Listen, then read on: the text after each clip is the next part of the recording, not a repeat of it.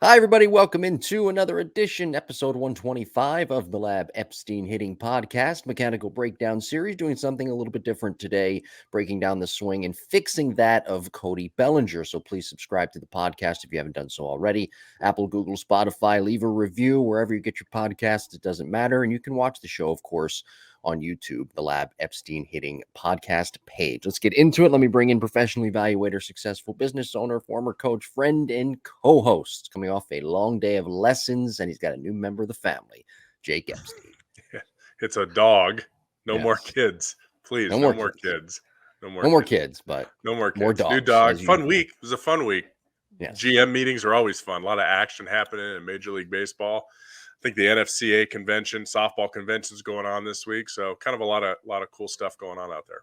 Yeah, and then of course we reach the holiday season now, and before you know it, the calendar will turn to 2023, and spring training will be here in February. And there's a new guy on the Cubs who is going to be in Chicago or in Arizona come 2023 for spring training, and that is Cody Bellinger, the subject of today's show, Mechanical Breakdown Series, fixing Cody Bellinger. There's a couple of things that Ep and I are going to break down with his swing with video, so be sure to watch on YouTube, of course, with his swing, breaking it down, fixing him, and giving him a little bit of advice. So hopefully he actually listens to us. But I want to say this about Bellinger, and you were right. You said the Cubs would be a good fit for him. I said Philadelphia, but either way, you were right about Chicago. I'll say this. Last year, Wrigley Field produced 1.2 home runs per game. That was third most in all of Major League Baseball.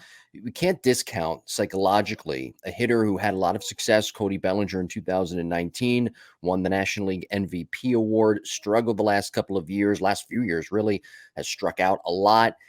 Psychologically for him playing in a small ballpark, though, like Wrigley Field, for example, a bandbox, that short porch and right, you can go the other way, hit it out to left. That's something that can't be discounted, especially with Cody Bellinger, who's put up some great slugging numbers and home run numbers in the past.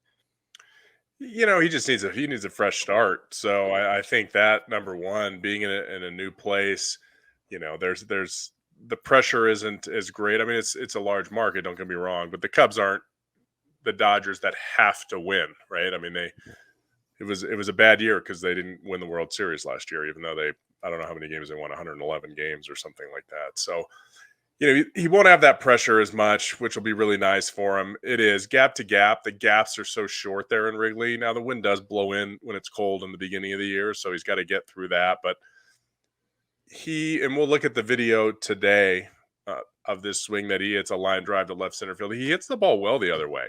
So I think it's going to be a good ballpark for him to be in for sure. I think it's a fun place. I think the fans are great there. There's a lot of energy around the city, around the team, around the ballpark. So I think it'll be a really good fit for him. I like the 1-year deal on both sides. I thought it was a win-win for both the Cubs and for Bellinger. He's getting a pretty good paycheck that was almost as much as a qualifying offer. I think, what was it, 17 he makes, or 17 and a half for 1 year for a guy that hit under 200. That's a pretty smoking deal. But then the Cubs are essentially renting a guy for a year that could go out and hit 30 home runs, could drive in 90 to 100 runs, and he's going to play Gold Glove defense in the outfield. So I really do think it's a win-win for both sides, and I hope he comes out on top and proves himself and helps the Cubs, and in return he'll be rewarded for a nice contract next year. I'm amazed. Cody Bellinger, by the way, struck out over 200 times in the last 2 years. Last week, we talked about two-strike hitting. Go back in the archives and listen to that, episode 124. But I'm amazed. I did some research for that two-strike point that I wanted to make from last week. Actually, 2 points. But the first one, the amount of players that struck out looking across Major League Baseball, I couldn't find it. I looked everywhere this week. I'm amazed that we have every statistic. We have OPS plus, slugging plus, ballpark factor, this factor, that factor, and I can't simply find how many times across Major League Baseball hitters struck out looking last year. Sorry about that. You know what? I can't. I'm sorry. I couldn't find it this week. But I do want to ask you about two-strike hitting. And I also have some bad news. I just realized something. We had an email from, I think it was Mike this week, jimbopodcast21 at gmail.com. I don't have it in front of me. I'm sorry. So, Mike, if you're listening, which I'm sure you are, because he's emailed before, we'll get to your question next week. And it was a good one, too. It was about Cody Bellinger. I'm sorry. I'm sorry. He's We'll not get the to it best next color week. man in the business for nothing. I promise, Mike, we will get to that. So we have no questions this week. We'll get to that question It'll next be week. good. We'll have a good follow-up on the Bellinger. Everyone will Jimbo have a chance Podcast. to have seen the video and everything by then. Yeah, Jimbo Podcast 21 at gmail.com. Anyway, two strike hitting really quick. Just want to circle back and tie up some loose ends from last week. How does two strike hitting for any hitter, how does that change as it pertains to going second or third time through the lineup, facing the same guy or facing a different guy or gal, baseball, softball, whatever? Well, we're just going to have more information. So we see. I'm trying to recall. It was during the. I think it was during the World Series, and it was. I'm pretty sure it was Verlander, but yeah, I don't know if it was early in his first time through the lineup. He got ahead with fastballs, or he got ahead with breaking. He maybe got ahead with the breaking balls the first time through, and then was putting guys away with fastballs. And then the next time through, he went 180 degrees with that. So as a hitter, you have to see that. If you're hitting first in the lineup, it might be a little tougher. But if you're hitting, later in the lineup, you can see, wow, he's now all of a sudden he's throwing stuff hard early in the count or soft early in the count. Let's see how he's going to put me away with two strikes. So you have, the deeper you go into a game, the more facts you have, the more pitches you get to see. Plus, you have a reference. Wow, his fastball's jumping today. Like, he's throwing really hard. So he's probably going to want to put people away with that. Or, you know what? His fastball isn't as good as it normally is. So he's living with his breaking pitch, or she's living with breaking pitches a little bit more. So obviously, more information helps the deeper we go through the lineup. But we still have to fight with two strikes. Two strikes is a mindset. Two strikes is that person isn't going to beat me. Like, I'm in the trenches. I'm going to come out on top here. I'm going to scrap and claw and do whatever I can to get some, barrel on the ball. And if it's ugly, it's ugly, but I'm going to foul it off and see that next pitch. And I think that mindset is gone. I think it's still pretty good at the college level. That's preached a ton at the college level. But I think in pro ball, it isn't a badge of honor to fight with two strikes and to scrap out a base hit with two strikes, where it is in college and it is in high school. And then people in the minor leagues are like, oh, okay, like, I struck out, no big deal. And the camaraderie isn't there with the team. So I really do. I think it comes with, yeah, you have to have a plan that, hey, what is this guy doing? But with two strikes, you're opening up the zone. You have to cover fast and slow. You have to cover in and out and up and down. So you got to dig in and get nasty and try to win that battle. Last year, Brandon Nimmo struck out 116 times, and as we record this on a Thursday night, he just re-signed, or at least made an agreement with the Mets, 8 years, 162 million. So he'll be back in center field for New York. Trey Turner this week just agreeing to a deal with the Philadelphia Phillies. He'll be there for 10 years, $300 million. The Phillies will have a great lineup. The Mets will as well. And of course, the Braves. So the National League East next year will be a lot of fun. We did a mechanical breakdown. I think it was last offseason on Trey Turner. I'm not sure. Mm-hmm. We have done one on Trey Turner though. So go back in the archives, find that and take a listen. There's one thing I'm kind of curious about though, with the National League East, speaking of which, I'm looking at Mets, Phillies, Braves. They're all going to be in competition next year. The Marlins will probably play spoiler. And again, with the Nationals, who even knows? I mean, they're up for sale right now. So those are going to be the three teams. And there's one glaring hole that the Braves have right now. It's at shortstop. They don't have that position solidified. I'm wondering why they have not re-signed Dansby Swanson. And I'm thinking, because they're a smart team, they extended like everybody. I'm thinking they see something that the rest of us are missing. I have an idea of what it might be, but why do you think they haven't? I'm putting you on the spot here. I apologize. Why do you think, though, they haven't re-signed Dansby Swanson at this point, or at least tried to extend him? Because look, the Mets, here you go, paying out all this money. The Phillies, paying out all this money. Braves, they did that in season, extending certain guys, but they haven't done that with Swanson. Yeah, maybe they don't have the pocketbook for it. Maybe Swanson wants a little bit more than what they were entertaining. Maybe Swanson was waiting for everybody else to sign because he's kind of the lowest guy on that totem pole. Let's not forget about Bogarts going to San Diego. Holy cow. They have we did a breakdown on him. Yeah. We have one on him too. And they have, three infielders with over $300 million contracts. I mean, the Padres are spending a ton of money that they normally don't have. maybe the Braves don't want to spend it, but I think Swanson is kind of that. He was the last guy in there. Maybe he was waiting to see what everybody else got, and now he can try to push the envelope because nobody's left, right? I mean, I guess you got Correa is left, but it kind of fills in with what we wanted, right? I mean, I thought Turner was the guy. I liked him the most out of the group. You like Bogarts the most out of the group, and I think those two guys fell right into place. It'll be interesting to see what Correa. I don't know what he brings to the table that those other two that we just mentioned don't. I don't. Right. I don't think his number. Like I don't know. Maybe he's got a little bit more pop, but I don't know. I don't know what the deal with Swanson. Is he injury prone? Does he? I Does he have I tend have a to? theory. Yeah. I have a What's your theory? theory, a hitting theory though. Okay. He can't consistently hit a great above average fastball hard. Okay. My theory. He does it, certainly. And that's what's made him a very good player, an all-star type player, all-star caliber type player. But he doesn't do it as often as a Turner, as a Bogarts, as a Correa. Out of those four, Bogarts in no particular order, Hmm. Bogarts, Turner, Correa, Swanson. Out of Hmm. those four, who do you think's the weakest one? Yes. Who would you not want to have at the plate in the biggest situation with your season on the line? I know who I'd want. I love Trey Turner. Hmm. Top of the order type guy. He's got speed. He's a guy who's never going to age. At age 43, he could probably still play baseball Correct. and Yes, still I see bat in that the too. bottom of the order, and he could still be a really good player and still be productive. Out of those players, though, my guy would be Bogarts. That doesn't Hmm. take anything away. I love Trey Turner. But out of Hmm. those four, there's one guy who I think I would chop off or vote off the island, so to speak. And that would be Dansby Swanson. And I like Swanson. I think he's a great athlete. But offensively, there, something is missing. And I think it's his inability to consistently hit a really good fastball, especially away on the black of the plate, or at least foul it off.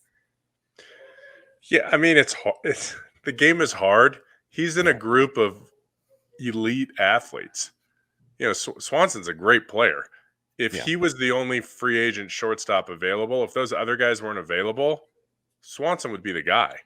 But Sure. those guys are perennial all stars. Those guys are the top guys at their position. I mean, you have Seager, right? Seager was the other guy that was a very offensive shortstop. So I just think he's not the hitter that the other guys are. That's just a fact. Like, sorry, Right. not everybody's amazing.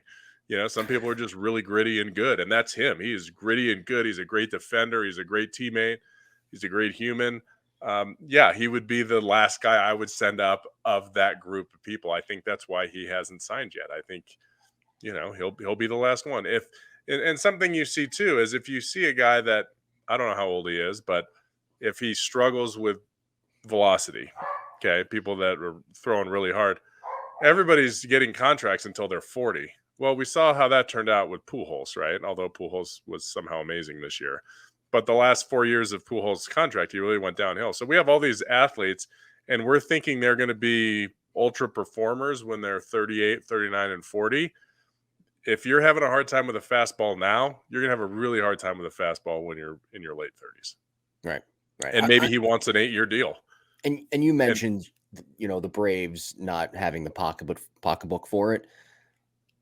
Look, they probably do. Yeah, I they don't. probably do. Yeah.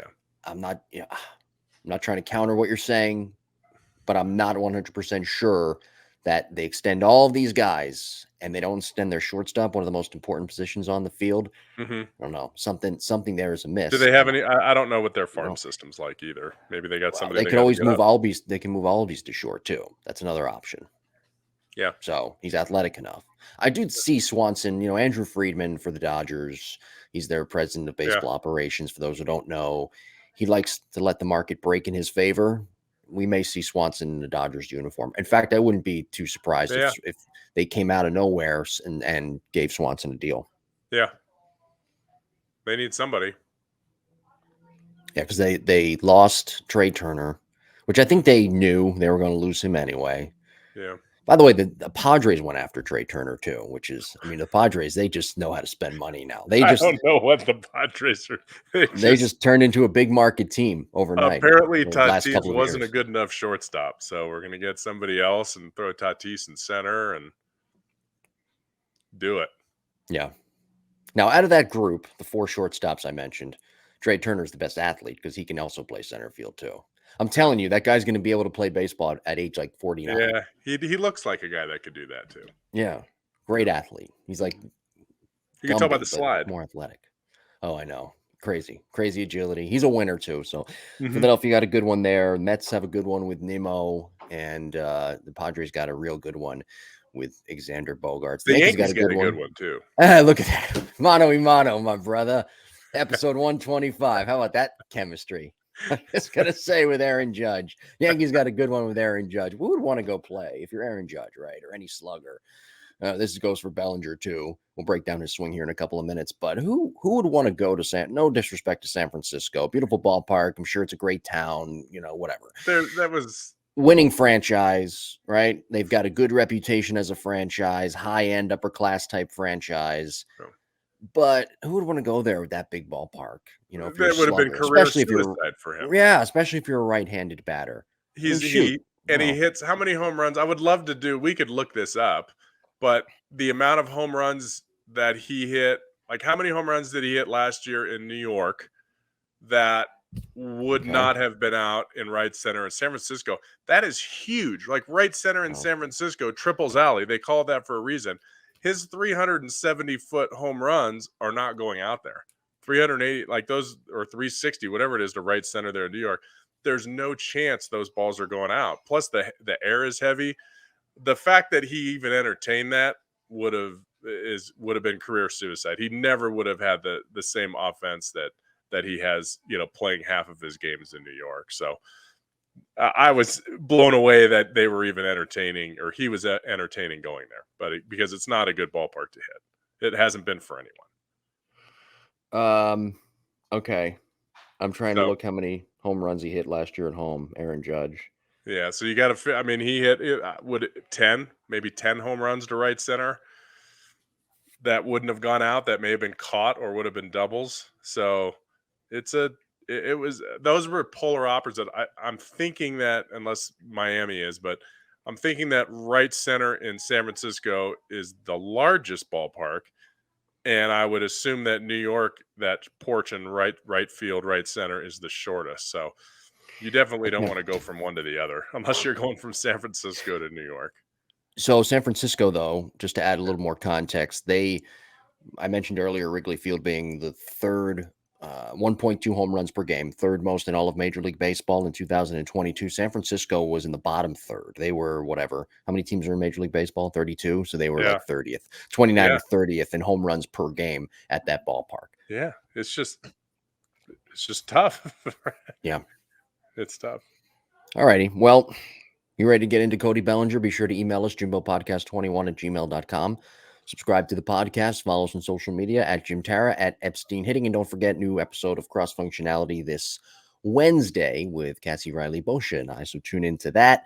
The episode will drop, of course, as it does every Wednesday at 9 a.m. on Apple, Google, Spotify, or wherever you get your podcast, or the Softball Strength Academy YouTube page discussing all things coaching, male, female, baseball, softball, etc., etc. All right, Cody Bellinger, what is the one, before we get into his video, what is the two things that he needs to fix? That's a must. It's a necessary evil to fix these two things, or else he's just going to revert back to how things were and be unsuccessful with the Cubs. And we don't want to see that.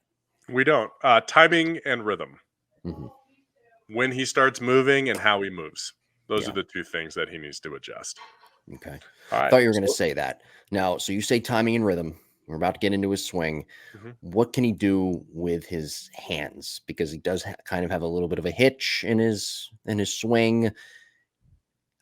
It's again, he's late on everything. What about the hands? What is something he can kind of cut down on that would help with his timing and rhythm? I don't think he needs to. I think he needs to get his body going more than change his hands. We'll look in this video, and his swing plane is actually beautiful on this swing. Hmm. Of course, he does hit a line drive to left center field, but his swing plane is way different than it was, I would say, early. This was taken later in the year, last year, 2022, and it seemed like he was really adjusting and trying to work probably machines that velocity up in the zone, because that's how everybody was beating him.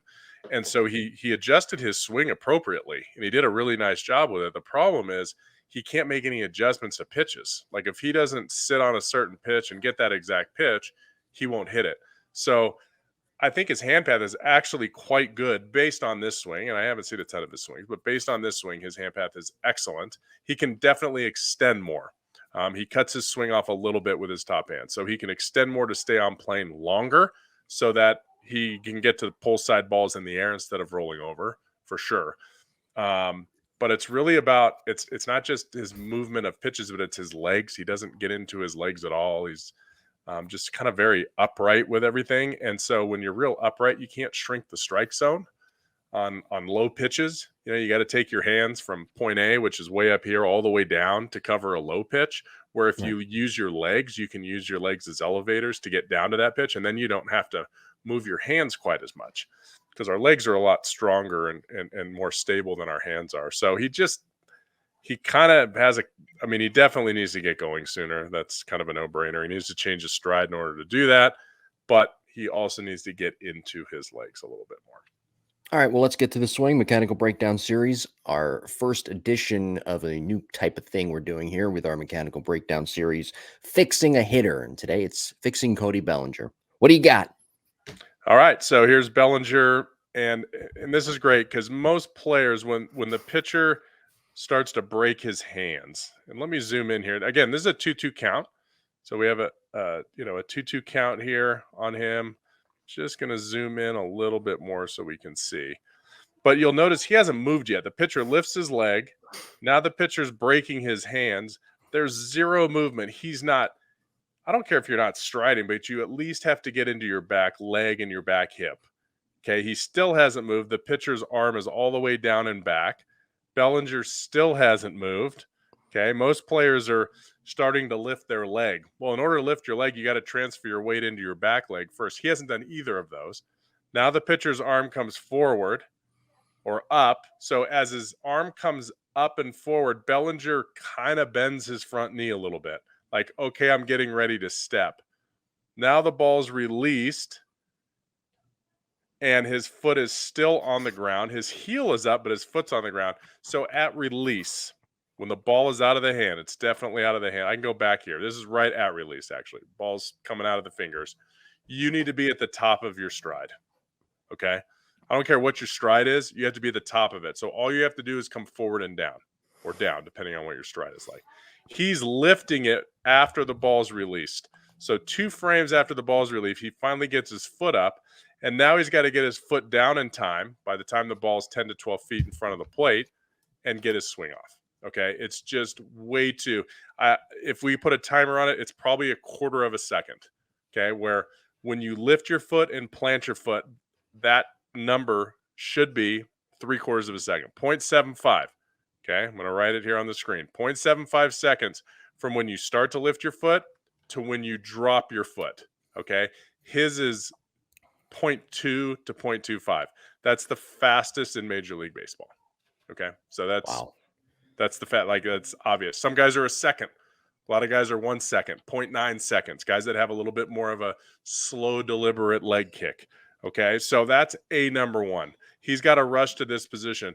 Essentially what he's doing is he's waiting for the pitch and then making up his mind to step instead of stepping and reading the pitch while your foot's in the air, which is what everybody does. So he's making it so difficult. And I know I'm not the only one that sees this. I would have to, I would hope, but I'm pretty sure that the Dodgers see this and they tried to get him to do it.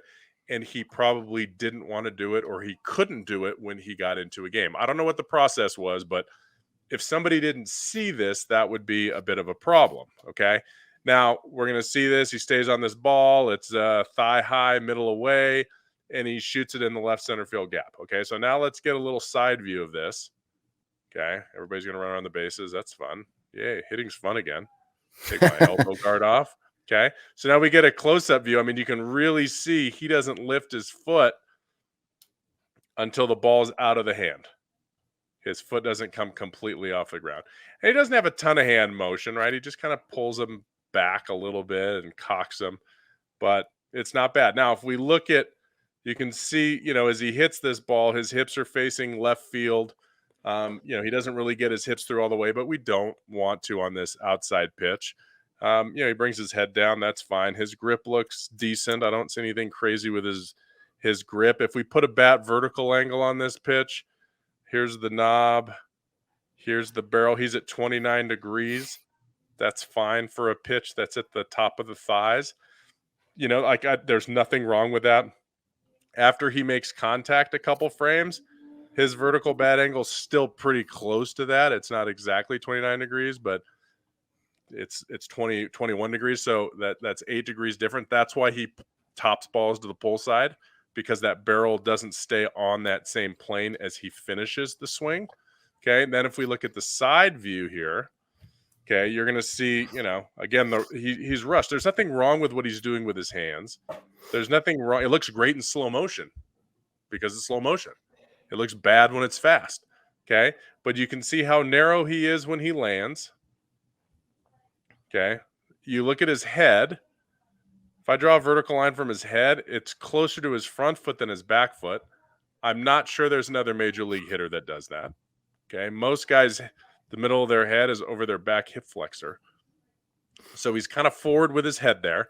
That's going to, make it very difficult to get down to pitches. And then you can see his hands are kind of going, but his back heel still on the ground. You can see his back heel doesn't come off the ground until there, which is a long time. Okay. And you can see how close his knees are. He's just very crunched up. And why is that? Well, it's because he moves late. If you move late, you got to get your foot down. He gets to here, and he's probably like, oh, fastball. I better get my foot down. So he drops it early. But his front leg, in a perfect world, his front leg should be out probably 5 inches further. And that would allow this back knee to come down and in. But if you notice, his knees kind of just comes in.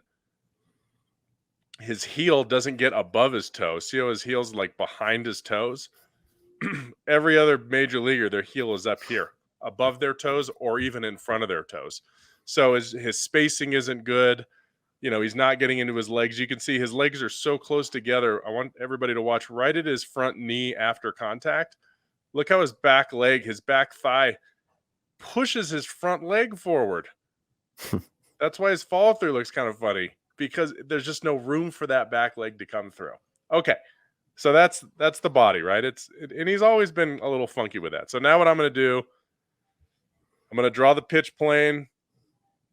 Here comes the pitch plane, probably about 5 degrees. Yep. But if we look at his barrel, okay, what do we talk about? We always talk about getting your barrel to the pitch plane about at your front knee. Mm-hmm. Perfect. Not back here. He doesn't hit the pitch plane back by his back hip. He gets on at his front knee. He's on it at his front, the middle of his front foot. He's on it right at his front toes. The problem is his front toes should be out further. So if I draw one more line about 4 inches in front of his front toes, is his barrel still there? Maybe, but you can see it's kind of coming off just a little bit. Okay. Now, if you look at his left arm, if he extended his left arm, if he got to here and then extended his left arm all the way through, who does that really well is Nimmo, by the way. Does that. He has great extension. Then his barrel would stay on plane all the way to that last marker I just drew. So you can see he kind of holds onto it with his left arm. So he could stay on plane longer if he wanted to. He didn't need to here. He hit it. But it's not what you would think it would be with him. With him, you would think his barrel, he strikes out a lot. He swings and misses a lot. You would think his barrel would kind of, come down here underneath and then come up this way. But it doesn't. It kind of comes right in here. It's very shallow through the ball. And that's a swing plane that should play. So that would be the scary part of his swing is, how are you struggling that much? How are you striking out that much when your barrel actually is on plane for a decent amount? Well, the problem is this pitch is up. If you get this pitch down, towards the bottom of his thighs or right above his knees, he can't be on plane as long because he can't get down with his legs. His feet are too close together. So then on pitches down, he's got to drop his barrel a lot more and then swing up a lot more to get to it. So where he's a guy that is overcompensated to hit the pitch up. Now, if you were a pitcher, Now would be the time, maybe throw him something up at his belt to start the at bat, and then you would try to go down, because he's not right now. He's not going to be as consistent on low pitches just because his lower body isn't getting there. So, Well, recapping, really quick, mhm. it's rhythm and timing. He's got to change his timing. He's got to change his rhythm. He's got to start sooner. He's got to start. I went back to the very beginning of the video. When the pitcher breaks his arms, he's got to start to pick up his foot, so that when the pitcher releases the ball, he's at the top of his stride. That's number one, to give himself a chance. Then hopefully he can get wider and down and into his legs a little bit more, and that'll get him to cover more of the strike zone in a more consistent manner. Well, that's a great job. Great breakdown there by you. And while you were doing that, I did get a peek at Cody Bellinger's exit velocity in the last couple of years. And I just want to share something with you. His exit velocity, his max exit velo, 112.8. That was in 2017. That was a career high. And according to baseballsavant.com, that was in the top 10% in all of Major League Baseball. Since then, it has consistently dropped down to the point where last year it was 107.3. Now, you would think with a guy like That was Cody his Bellinger, hardest hit ball was 107 last year? on average, well, I'm sorry. No, you're right. At That max, was his average no, his on average, hard hit? No. his average exit velocity last year was at 89.4. The year before that, 2021, I'm sorry, I'm ending everybody with statistics, it was 89.3. So it's been consistently dropping. Now, the max exit velocity last year, and I heard the surprise in your voice, it was indeed 107.3. Yeah, that's not good. Not That's ideal not, for a I hitter mean, like not him. for a big leaguer. He's going to barrel up balls during the year. Right. And it just goes to show that he's not using his lower half at all. He doesn't Right. have any rhythm. He doesn't have Goes to your much of a point. weight shift. There's so much more juice on that. Yeah. Like, he should be hitting balls 115 miles an hour. He's Yeah. 6'3", Right. I believe. Like, he's a big, lanky dude that can create a lot of bat speed. Yeah, and he has a So power ceiling of 35 to 40 home runs. Absolutely. So yeah, he's definitely not using his body like he used to. I think I know the answer to this, but I'm going to ask anyway in regards to what you would do with Cody Bellinger if you had him one-on-one for a couple of weeks prior to spring training, if you're with the Cubs organization and you were assigned to Cody Bellinger. What would the plan be to get Cody back on track? Moving early and slow. Moving early, moving slow, still using his same stride. That's kind of a glide. It's just a very short, fast glide.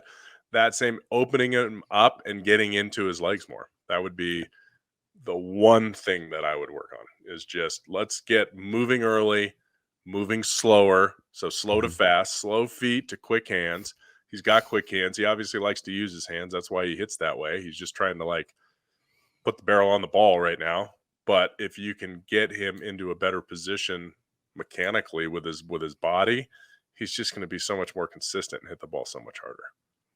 All right. Any questions about this? Email us Jimbo Podcast, Fixing Cody Bellinger, Jimbo Podcast 21 at gmail.com. We'll get to Mike's question next week. Thank you for joining us today. Apple, Google, Spotify, wherever you get your podcast, and watching the show on YouTube, the Lab Epstein Hitting Podcast page. And if I sounded a little bit shitty tonight, I do apologize. I'm a little bit under the weather, and I just came from the gym, and Ep just came from lessons, and now he wants to go play with his new dog. I think you sound great, Jim. Thanks. It's the microphone. And you look even pumping better. Me up. Yeah. I don't like the sarcasm. We all can tell you're being I mean, sarcastic. it's a lot of sarcasm, but really, you didn't sound bad. You want to tell everybody about the new dog or no? You don't have to, but it's the kind of dog you have when you have 3 daughters and a wife that want a dog. It's the kind of dog that somebody's 6'5" can't walk in public on a leash. That's the kind of dog we have. It's a little tiny. It's a good dog. What's the dog's name? Poppy. So Poppy was my grandfather, who was the greatest man ever, nicest man ever, most caring man ever, from Philly, if you can believe that. And he had red hair, like to the day he died. I think he was 90. Oh my lord, how old was he? So he had red 94? hair, and he was part of that red hair, blue hair brigade before it was cool in 2020 plus. Correct. Yeah, he had like Yeah, real red hair. So this pretty dog has cool. similar hair, and we were always going to name our next dog Poppy after Poppy. So Mhm. And anyway, hopefully this is it for the dogs, by the way. oh gosh, hopefully.